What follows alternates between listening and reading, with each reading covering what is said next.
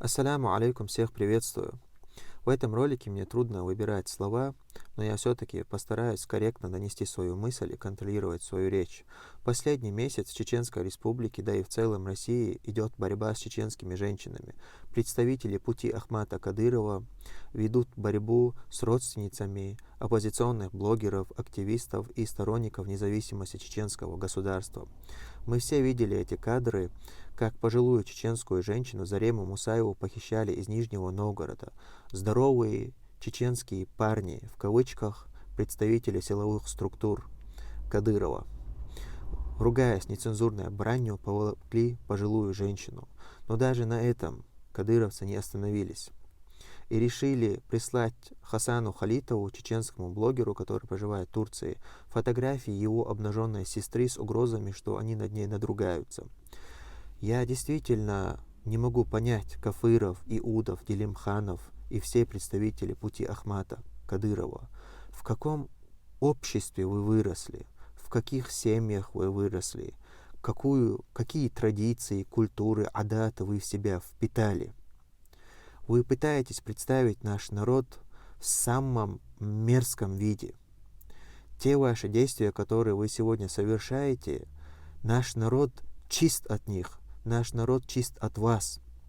Я хочу, чтобы вы просто прослушали мнение о чеченских адатах, традициях и культуре, и в целом о нашем народе из уст ведущих телеканала «Дождь».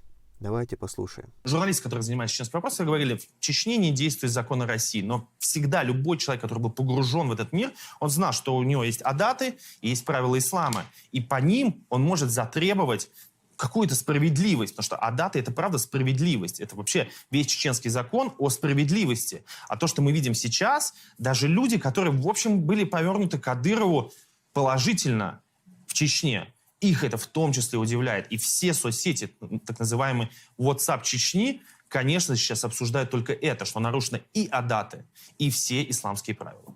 Даже люди, которые не из нашего народа и не являются представителями Кавказа, понимают, что чеченские адаты несут в себе справедливость и благородство. И что мерзкие преступления кадыровцев никак нельзя опускать в целом на чеченский народ, и что нельзя ставить равно между чеченским народом и кадыровцами. Я благодарен ведущим телеканала «Дождь», которые такого хорошего мнения о нашей культуре, традициях и в целом о чеченском народе. К сожалению, то понимание, которое есть у вас, этого нету у кадыровцев и всех тех, кто находится на пути Ахмата Кадырова. Я хочу обратиться к Кафырову, Иудову и всем их приспешникам. Вы обязательно ответите за каждое преступление, которое вы совершили в адрес чеченских женщин и в общем чеченского народа. Вы предстанете перед справедливым судом и понесете свое наказание. И в конце вся хвала принадлежит Аллаху, Господу миров.